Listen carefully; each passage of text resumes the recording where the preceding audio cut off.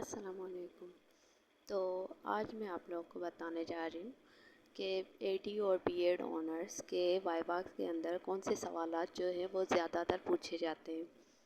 Okay, तो start करते हैं। सबसे पहले मैं आप लोगों को बताऊंगी तो जो मोस्टली पूछा जाने वाला सवाल है, जो सबसे तकरीबन पूछा जाता है, वो होता है ब्लूम्स टैक्सोनॉमी के बारे में कि ब्लूम्स टैक्सोनॉमी क्या है और उसके स्टेजेस का पूछा जाता है। समटाइम्स ये पूछा जाता है कि ब्लूम्स टैक्सोनॉमी किसके लिए बनाई गई है।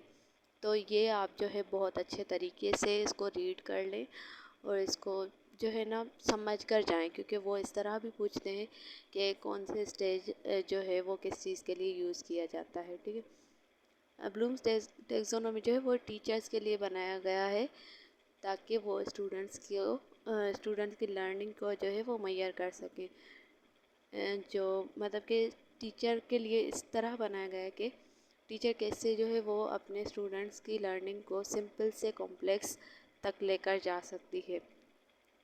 उसके बाद जो है सेकंड क्वेश्चन जो है वो ज़्यादातर पूछा जाता है, वो है 10 standards of teaching in Pakistan. तो इसमें से कोई भी स्टैंडर्ड पूछ सकते हैं, उसका एक्सप्लेनेशन मांग सकते हैं। इसको बहुत केयरफुली जो है वो आप पढ़कर फिर जाइएगा।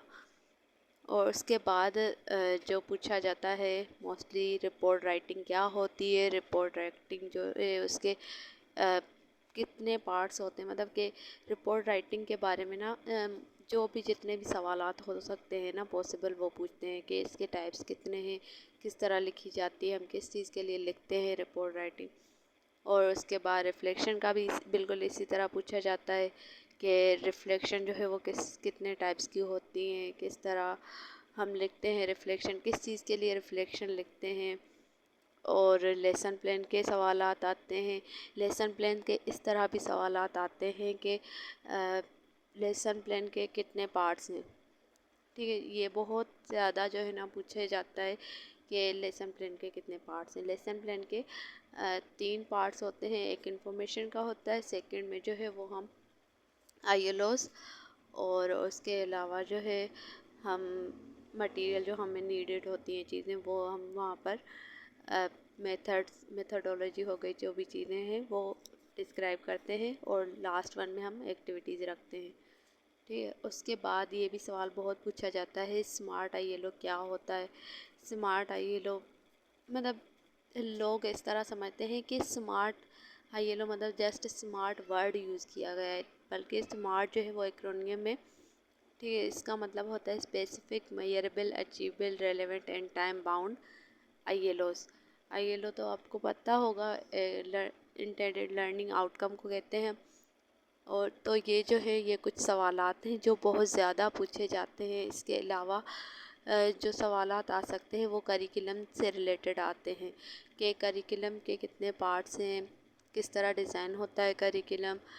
और असेसमेंट के भी बहुत ज़्यादा सवालात आते हैं कि असेसमेंट के कितने टाइप्स हैं, और असेसमेंट की डेफिनेशन पूछते हैं। असेसमेंट हमारे पास 3 टाइप्स के जो मोस्टली हम यूज़ करते हैं, तो उसमें हमारी होती है फॉर्मेटिव, समेटिव एंड डायग्नोस्टिक। तो ये 3 जो है हमारे असेसमेंट के टाइप्स होते हैं। ये आप जो है बता देंगे तो आपका आंसर जो है वो क्लियर हो जाएगा। लेकिन उसके अलावा भी असेसमेंट के टाइप्स होते हैं। पीयर असेसमेंट होती है, ग्रुप असेसमेंट होती है। लेकिन जो मैंने 3 टाइप्स बताए ना, आप उसको ध्यान में रख के अपना आंसर देंगे तो वो ज़्यादा इजीली हो जाएगा। तो ये कुछ सवालात हैं जो मोस्टली पूछे जाते हैं, और ये सवालात मतलब ऐसे हैं जो हमेशा हर स्टूडेंट से इनमें से कोई ना कोई सवाल तो पूछा ही जाता है। तो इनको बहुत अच्छे तरीके से पढ़ के फिर जाएं तो आपका इंशाअल्लाह ताला वाइवा जो है बहुत ही अच्छा होगा। Thank you so much.